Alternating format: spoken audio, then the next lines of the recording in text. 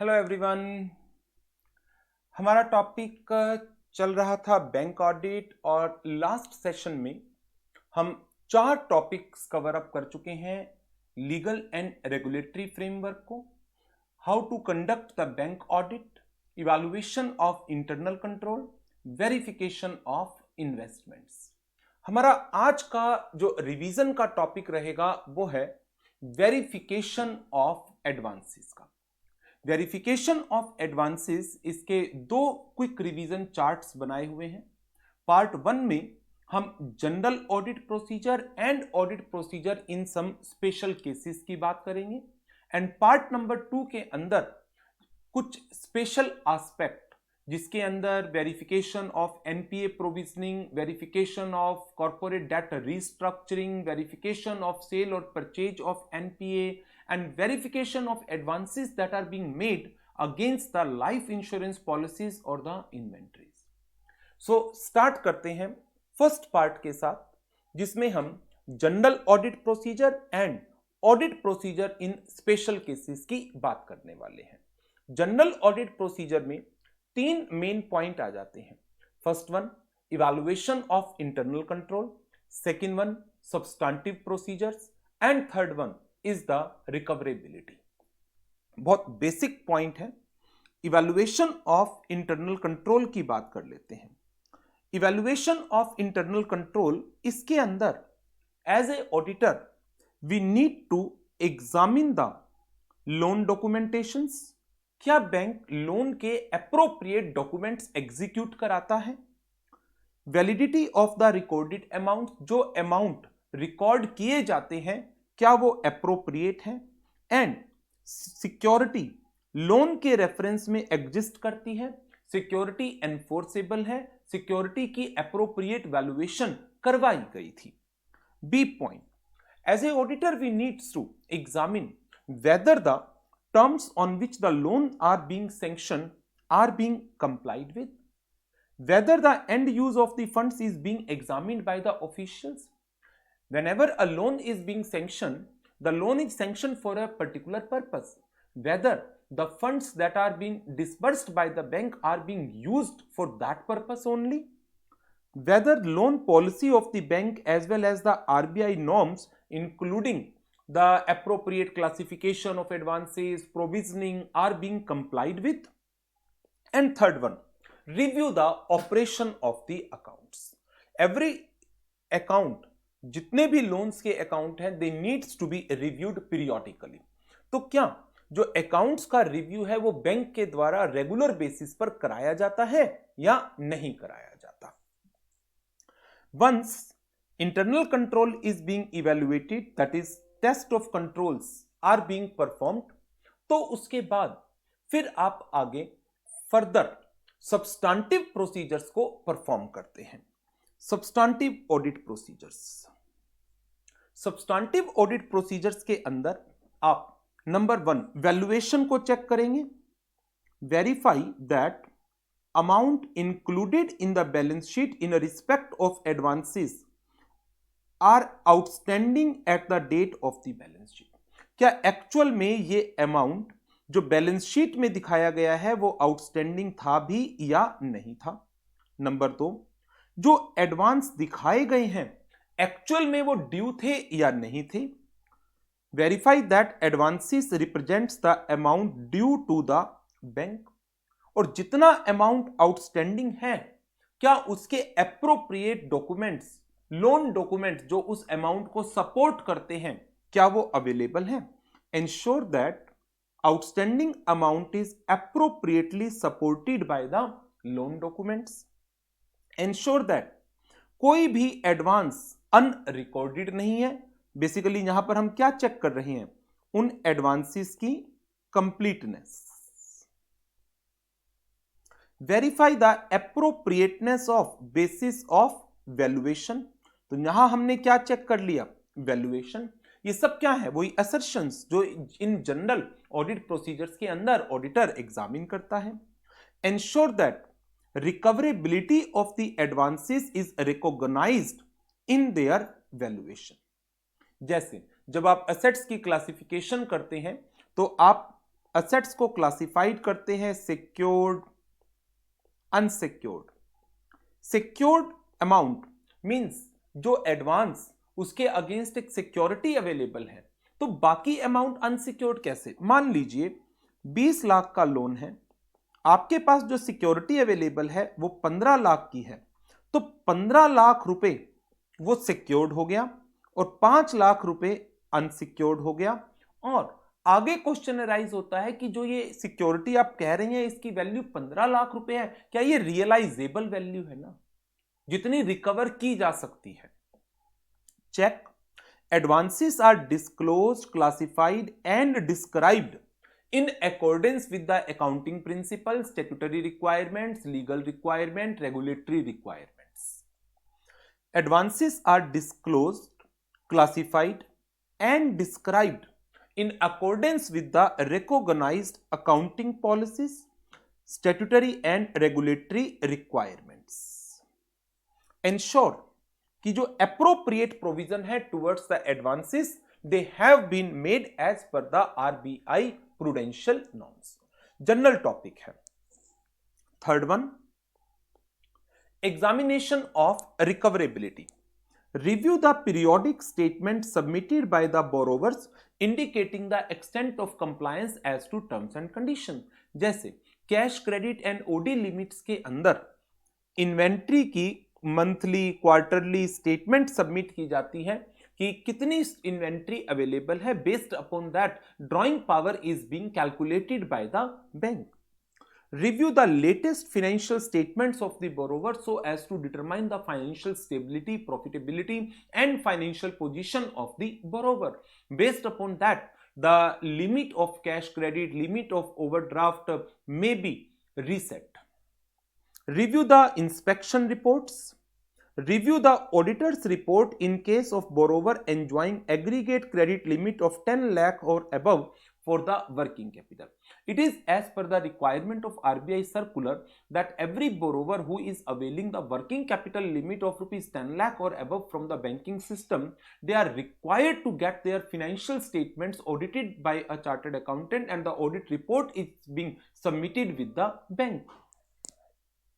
तो वही चीजें यहां पर सारी की सारी एग्जामिनेशन ऑफ रिकवरेबिलिटी के पॉइंट के अंदर हम कवर अप करते हैं।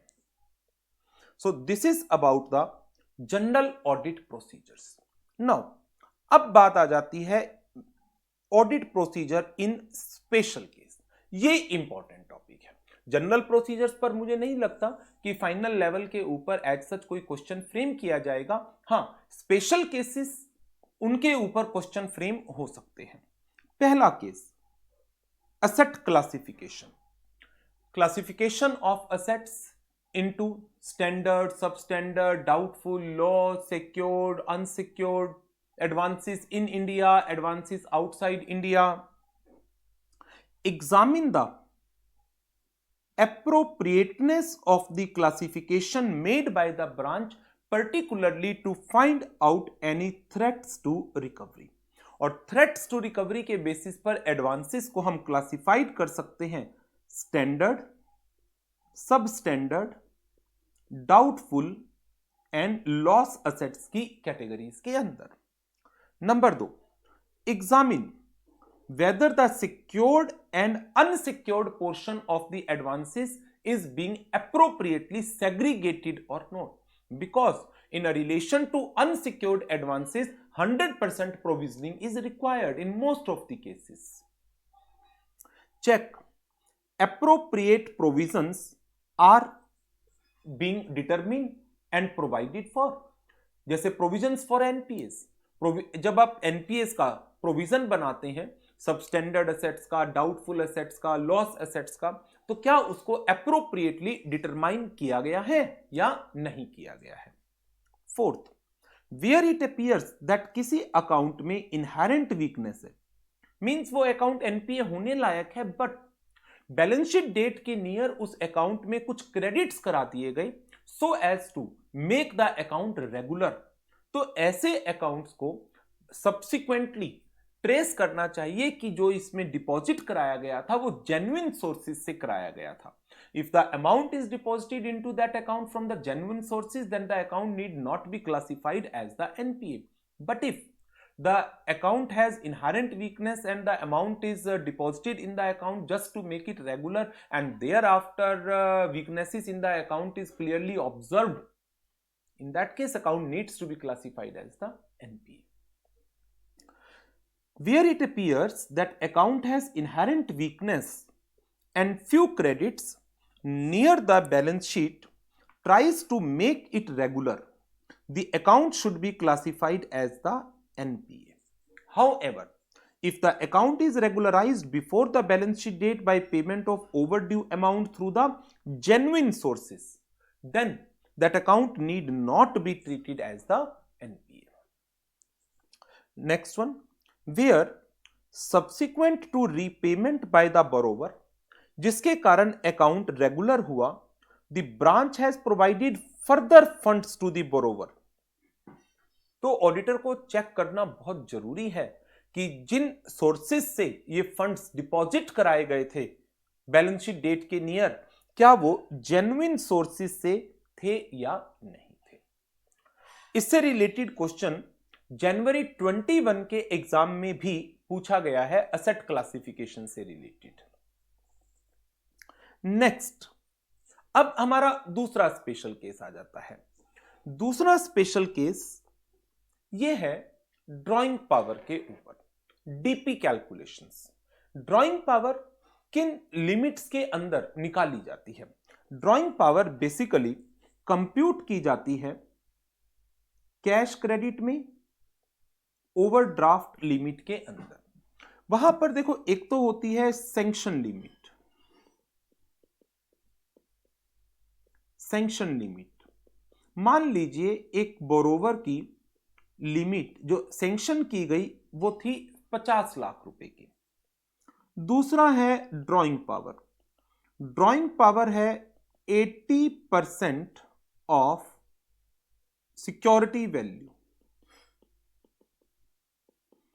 अब क्या होगा, एवरी मंथ इन्वेंट्री की स्टेटमेंट आएगी.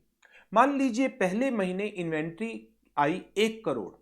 1 करोड़ का 80% 80 लाख की drawing power, sanction limit 50 lakh, तो डीपी आ जाएगी which ever is lower 50 lakh. दूसरे महीने इन्वेंट्री की वैल्यू निकल करके आई 70 लाख. 70 लाख का 80% 56 लाख और sanction limit 50 lakh which ever is lower 50 lakh. Third month मान लीजिए इन्वेंट्री की वैल्यू निकल करके आई 60 लाख. 60 लाख का 80% 48 लाख. 48 और 50 which ever is lower 48 lakh. तो ड्राइंग पावर जो होती है वो लिमिट या जो एक परसेंटेज डिटरमाइन की जाती है सिक्योरिटी वैल्यू की, विच एवर इज लोअर, उसको रखा जाता है. ड्राइंग पावर का ऑब्जेक्टिव यह है कि यदि सिक्योरिटी की वैल्यू में फॉल हो रहा है तो ड्राइंग पावर को भी जो ड्राइंग पावर है उसको भी proportionately reduce कर दिया जाए. Ensure that drawing power is calculated as per the guidelines of the board of directors. Ensure due consideration has been given to proper reporting of sundry creditors for the purpose of calculating drawing power. अब drawing power जैसे मैंने तो security की value पर रखा. अब security क्या है, मान लीजिए सिक्योरिटी है current assets minus current liabilities, net current assets. तो इस तरीके से जो डीपी है, अब ये कैश क्रेडिट, ओवरड्राफ्ट दोनों वर्किंग कैपिटल लिमिट है. तो working capital limit may be as a percentage of inventory, may be as a percentage of debtor, may be as a percentage of net current assets हो सकता है. तो यदि net current assets के ऊपर DP निकाली जाती है, then due consideration should be given to the sundry creditors for the purpose of computation of the drawing power. Ensure that bank has conducted the stock audits for all accounts जहां पर borrowing एक stipulated, एक pre determined limit को cross करती है. और ये bank की अपनी पॉलिसी होती है कि वो किस लिमिट के ऊपर बोरोवर की स्टॉक ऑडिट कराएगा. कुछ बैंक्स में 1 करोड़, कुछ बैंक में 5 करोड़, कुछ में 10 करोड़, बट इससे ज्यादा जनरली नहीं होती कि 25 करोड़ पे स्टॉक ऑडिट कराएंगे, तो ये तो बहुत ज्यादा हो जाएगा। तो 1-2 करोड़ की लिमिट के ऊपर भी generally bank demand for the stock audit. Special focus needs to be given in examining the DP calculation in case of working capital advances that are being given to the entities which are engaged in construction activities. Because of the special nature of the activities, due focus needs to be given in calculation of DP in case of such organizations. तो इसके ऊपर भी 4 marks का कोई short note पूछा जा सकता है। As a auditor, how will you verify the DP calculations while carrying out the audit of a nationalised bank. Third one, limits not reviewed. In general एक बैंक को जो लिमिट्स हैं, कैश क्रेडिट की limit है, OD की limits है, उनको regular basis पर, और रेगुलर बेस क्या है जनरली, एनुअल बेस, उन पर रिन्यू करना चाहिए। हाउएवर, यदि रेगुलर लिमिट्स रिव्यू नहीं की जाती हैं within 180 days from the due date, या फिर लिमिट बैंक ने एडहॉक, एडहॉक मतलब for the time being, for the time being, कुछ समय के लिए, एक टेम्पररी पीरियड के लिए लिमिट थी, तो उसको एडहॉक सैंक्शन के 180 दिन में रिन्यू नहीं किया जाए, देन इस अकाउंट को एनपीए क्लासिफाई कर देना चाहिए। And as a auditor we need to ensure कि जो एडहॉक है, means for the time being temporary limit, ये फ्रीक्वेंट बेसिस के ऊपर नहीं होना चाहिए। Next one, government guaranteed advances. 2 तरह की गवर्नमेंट है, फेडरल स्ट्रक्चर है, एक सेंट्रल गवर्नमेंट, एक स्टेट गवर्नमेंट। जिन एडवांसेस की गारंटी सेंट्रल गवर्नमेंट ने दे रखी है, वो अकाउंट यदि इररेगुलर भी हैं तब भी आपको उन अकाउंट्स को as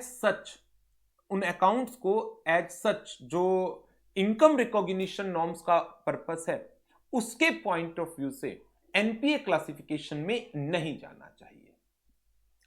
credit facilities backed by the guarantee of central government, दो ओवरड्यू, उसको एनपीए क्लासिफिकेशन में नहीं जाना चाहिए। कब तक? जब तक गवर्नमेंट अपनी गारंटी को रिवॉक नहीं कर देती।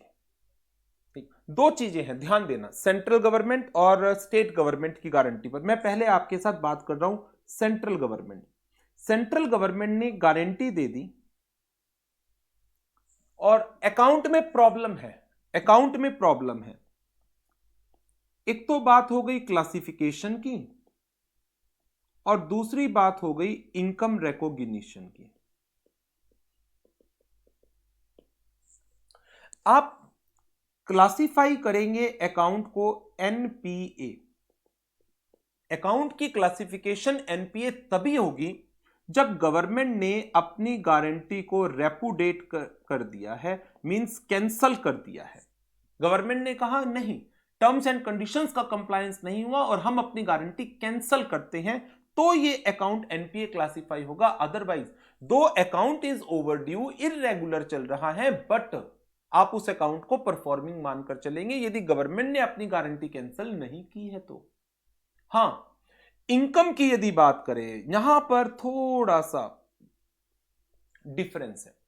अकाउंट को आपने एनपीए क्लासिफाई नहीं किया for the purpose of provisioning, but income recognition वो किस बेस पर होगी? इनकम रिकॉग्निशन रियलाइजेशन बेसिस के ऊपर होगी, इररेगुलर अकाउंट्स में, ओवरड्यू अकाउंट्स के अंदर। क्या यही चीज स्टेट गवर्नमेंट में भी चलेगी? नो, ये जो एक्सेप्शन है एनपीए क्लासिफिकेशन की, ये स्टेट गवर्नमेंट में नहीं चलेगी। बहुत इंपॉर्टेंट टॉपिक है। नंबर 1, 2 तरह की गवर्नमेंट है, एक central government, state government. Income recognition norms के ऊपर कोई फर्क नहीं पड़ रहा है गवर्नमेंट की गारंटी का। यदि अकाउंट इररेगुलर है तो income will be recognised only when it actually realised. दूसरी बात आ जाती है क्लासिफिकेशन की। अकाउंट ओवर ड्यू है, देन स्टेट गवर्नमेंट की गारंटी कुछ मैटर नहीं करती, अकाउंट एनपीए क्लासिफाई होगा। हाउएवर यदि गारंटी सेंट्रल गवर्नमेंट की है देन ये गारंटी मैटर करती है और अकाउंट एनपीए क्लासिफाई नहीं होगा यदि गवर्नमेंट ने अपनी गारंटी रेपुडिएट नहीं करी है। तो इसके ऊपर केस स्टडीज मिल सकती हैं आपको, तो अच्छी तरह से इन पॉइंट्स को ध्यान रखिएगा। स्टेट गवर्नमेंट कोई डिफरेंस नहीं, नॉर्मल प्रोसीजर चलेगा। Central government income will be recognised on realisation basis overdue accounts के केस में, और ओवरड्यू अकाउंट में एनपीए क्लासिफिकेशन तभी होगी जब गवर्नमेंट ने अपनी गारंटी रेपुडिएट कर दी गई है, जब उस गारंटी को इन्वोक किया गया था। Next one, agricultural advances. Ensure that NPA norms have been applied in accordance with the crop season। जो किसने डिटरमाइन किया है? हर एक स्टेट की स्टेट लेवल बैंकर्स कमेटी ने। Ensure that NPA norms on the basis of crop season they are being applied to all direct agricultural advances in case of priority sector।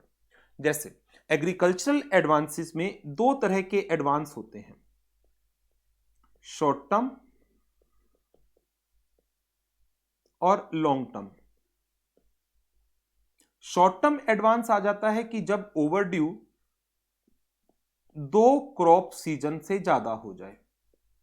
Long term 1 crop season, 1 crop season. ये NPA के norms हैं जो आप inter level में पढ़ते हैं। तो as a auditor हमें क्या चेक करना है कि जो एनपीए नॉर्म्स हैं वो क्रॉप सीजन के बेसिस पर डिटरमाइन अप्लाई किए गए हैं। NPA norms on the basis of crop seasons they are applicable to all direct agricultural advances in priority sector lending and ensure in respect of agricultural loan other than priority sector NPA should be done as is being done in case of non agricultural advances. आपके syllabus के अंदर agricultural advances के verifications point है कि आपको किस तरीके से उनको की क्लासिफिकेशंस को चेक करना है, और इसमें कुछ बेसिक चीजें जो इंटरमीडिएट लेवल वाली हैं कि एक एग्रीकल्चरल एडवांसेस कब एनपीए बनता है, लॉन्ग ड्यूरेशन क्रॉप में, शॉर्ट ड्यूरेशन क्रॉप में, 1 क्रॉप सीजन के बेसिस पर, 2 क्रॉप सीजन के बेसिस पर, वो सब चीजें आप इसके अंदर ऐड ऑन करना चाहें तो डेफिनेटली कर सकते हैं।